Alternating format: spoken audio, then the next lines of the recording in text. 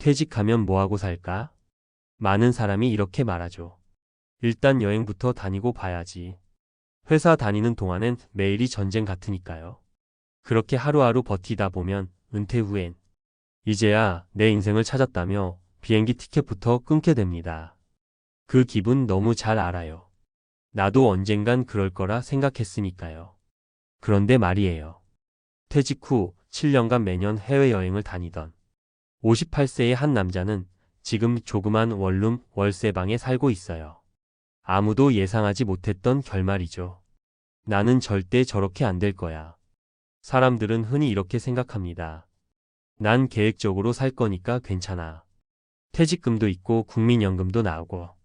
여행 가봤자 한두 달인데 그게 뭐 큰 돈이 들겠어? 하지만 현실은 냉정해요. 생각보다 돈이 금방 사라진다는 걸 대부분 너무 늦게 깨닫습니다. 첫 번째 사례, 58세 김성호 씨의 이야기. 김성호 씨는 퇴직금 1억 8천만 원을 받았어요. 그리고 30년 다닌 회사를 떠난 해 곧바로 부인과 유럽 패키지 여행을 다녀왔습니다. 그동안 참고 참았던 욕망이 한꺼번에 터진 거죠. 애들도 다 컸고 이젠 우리 둘만의 인생이잖아. 그렇게 매년 한 번씩은 꼭 해외여행을 갔습니다. 일본 온천, 대만 식도락, 동유럽 크루즈, 스페인 순례길. 처음엔 너무 행복했대요. 그런데 문제는 돌아오면 늘 허전하다는 거였어요. 집에 오면 텅 빈 거실이 보였고 아침부터 밤까지 일하던 습관 때문에 하루가 너무 길었습니다. 그래서 또 여행을 계획했죠. 내년에는 지중해를 가야지. 그렇게 7년이 지나고 퇴직금은 거의 바닥나 버렸습니다. 국민연금 120만 원으로는 대출 이자와 생활비를 감당하기 어려워. 결국 살던 전세집을 빼고 월세방으로 옮겨야 했어요. 후회하냐고요? 후회는 안 해요. 다만 너무 외로워요. 그의 마지막 한마디가 참 아프게 남습니다. 두 번째 사례 62세 예자 씨의 이야기. 이예자 씨는 남편이 퇴직하자마자 둘이서 제주 한 달 살기를 떠났습니다.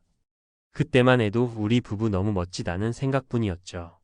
제주살이를 끝내고 돌아오자마자 이번엔 해외 가자며 딸이 사는 캐나다로 갔습니다. 문제는 건강이었어요. 평생 건강검진 외에는 병원 갈 일이 없었는데 여행 중 넘어져 다리를 다친 거예요.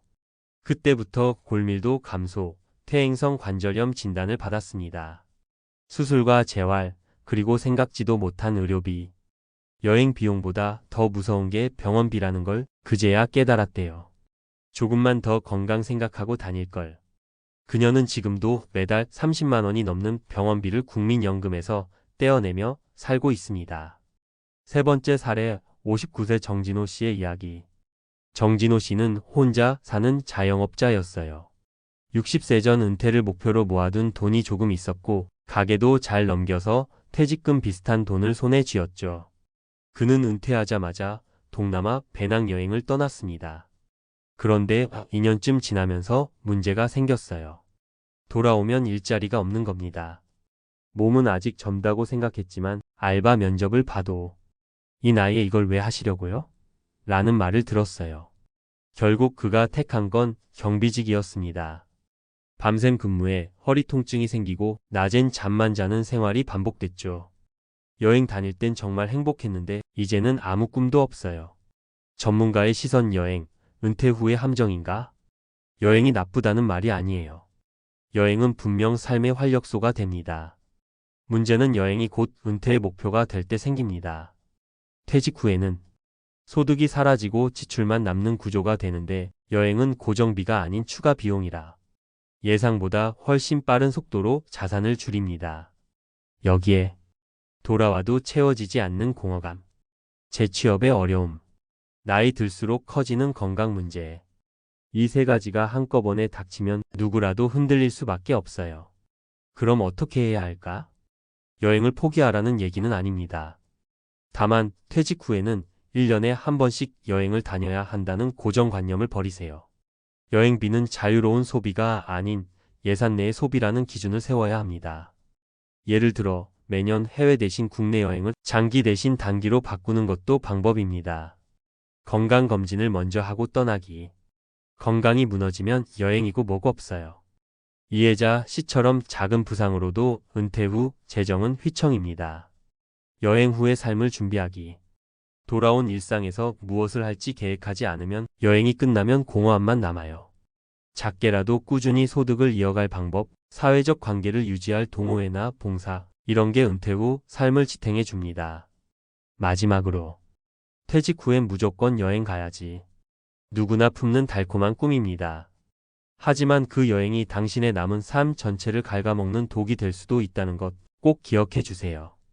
여행은 보너스이지 목표가 아닙니다. 은퇴 후 진짜 목표는 돈과 건강을 지키면서도 매일을 즐겁게 살 수 있는 나만의 일상을 만드는 거예요. 혹시 지금도 여행만이 답이라고 생각하고 계시다면 오늘부터라도 작은 계획을 세워보세요. 당장은 답답해 보여도 그 선택이 당신의 10년, 20년 후를 지켜줄 거예요. 퇴직 후 여행만 하다가 자산과 건강을 잃는 사례를 보면 결국 은퇴 생활에 대한 준비가 부족해서 벌어지는 일이라는 점을 알 수 있어요. 그래서 여기선 은퇴 후 여행을 계획하면서도 어떻게 하면 재정과 건강을 지키면서 즐겁게 살 수 있을까에 대해 좀 더 구체적으로 다뤄보려고 합니다. 1. 은퇴 자금 최소 얼마가 필요할까? 먼저 현실적인 은퇴 자금 규모를 생각해 봐야 합니다.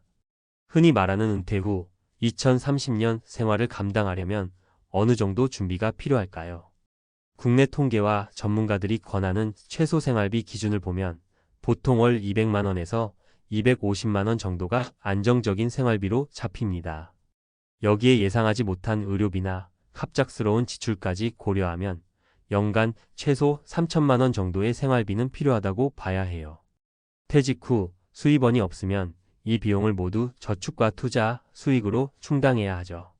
예를 들어 30년을 은퇴 생활로 가정하고 연 3%의 안전한 투자 수익률을 적용하면 약 7억 원 정도의 자산이 필요합니다.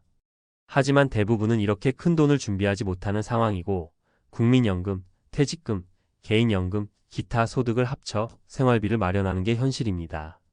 2. 여행 비용 관리 소비에서 예산으로 바꾸기. 여행은 즐거움과 힐링을 주지만 돈을 빠르게 소진하는 주범이 될 수도 있어요. 그래서 은퇴 후에는 여행 비용을 소비가 아닌 예산 내 관리로 바꾸는 게 핵심입니다. 예를 들어 매년 해외여행을 간다고 하면 평균 1인당 여행 경비가 200만 원에서 500만 원까지 올라갈 수 있어요. 2인 기준으로 연 400만 천만 원이 든다는 뜻이죠. 7년만 지나도 3천만 원 이상이 훌쩍 사라집니다. 따라서 첫째, 연간 여행 예산을 총 생활비의 1020% 수준으로 제한하는 걸 권합니다. 생활비가 월 200만 원이라면 연간 여행비는 240만 원월 20만 원 정도가 적당합니다. 이 정도면 국내 여행이나 근거리 해외여행이 가능합니다. 둘째, 장기 여행보다는 짧고 자주 가는 여행으로 계획을 바꾸는 거예요. 3박 4일 혹은 주말 여행 등으로 말이죠. 이렇게 하면 지출은 줄이면서도 여행의 즐거움은 누릴 수 있습니다. 셋째, 여행 경비를 미리 계획하고 적립하는 겁니다. 매월 일정 금액을 여행 적금이나 펀드에 넣어 두면 계획된 소비가 되기 때문에 충동적으로 돈을 쓰는 위험이 줄어듭니다. 3. 건강 관리가 여행보다 먼저다. 많은 은퇴자들이 건강 관리를 여행보다 뒷전으로 미루다가 큰 병을 만나고 말아요. 의료비가 예상보다 더 많이 들어가면서 재정 상황이 악화되는 게 대표적입니다.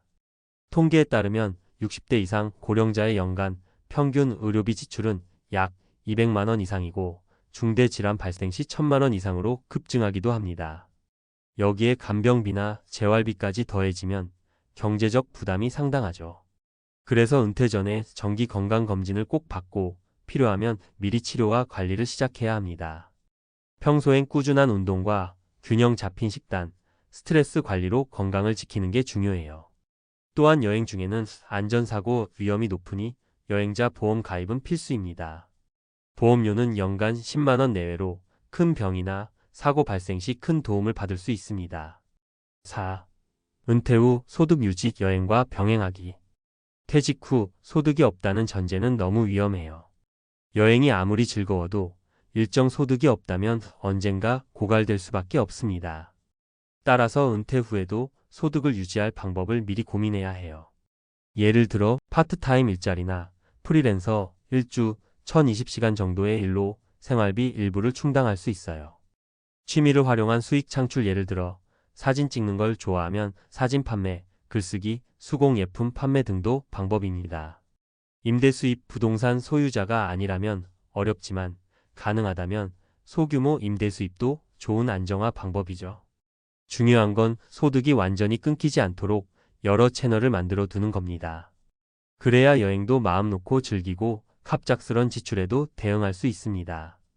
5. 사회적 관계 유지와 정서적 건강. 여행 후 빈곤과 건강 악화보다 더 무서운 건 외로움과 고립입니다. 김성호 씨 사례처럼 여행은 행복했지만 돌아와서는 허전함과 외로움에 시달릴 수 있거든요. 그래서 은퇴 후엔 여행과 함께 꾸준히 사회적 관계를 유지해야 합니다. 가까운 친구와의 정기 모임, 동호회 가입, 지역 봉사활동, 취미 모임 등 참여, 가족과의 연락과 교류 강화. 이런 활동들은 정신 건강에 크게 도움되고 고립감을 줄여줍니다. 또한 몸도 마음도 건강해야 진짜 행복한 여행을 누릴 수 있다는 사실 꼭 기억하세요. 6. 주의사항 절대 계획 없는 여행은 금물. 은퇴 후에는 여행 계획을 철저하게 세워야 합니다. 예산, 일정, 건강 상태를 모두 체크하세요. 예상치 못한 사고나 병이 발생할 수 있으니 비상금과 보험 가입은 필수입니다. 급격한 생활 방식 변화는 정신적 스트레스를 키웁니다. 매우 느린 템포로 여행과 일상을 조화롭게 섞는 것이 좋습니다. 마무리하며 퇴직 후 여행만 하다가 월세방으로 내몰리는 현실은 나만의 준비 부족에서 시작됩니다. 여행을 즐기면서도 재정과 건강, 정서적 안정까지 챙기려면 계획과 균형이 필수입니다. 당장 오늘부터라도 자신의 은퇴 생활 자금과 건강 상태를 점검해 보세요. 그리고 여행을 위한 연간 예산을 합리적으로 세우고 꾸준한 건강 관리를 병행하세요. 또 소득 유지 방안을 고민하며 사회적 관계를 유지하는 것도 잊지 말고요. 이 모든 게 모여야 진짜 행복한 은퇴 여행이 됩니다. 내 인생 후반전을 보다 풍요롭고 안정감 있게 살아가는 지혜 꼭 기억하시길 바랍니다.